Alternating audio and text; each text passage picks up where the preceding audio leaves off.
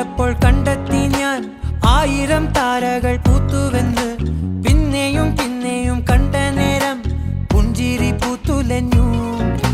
കാണാതെ വയ്യെന്ന തോന്നലായി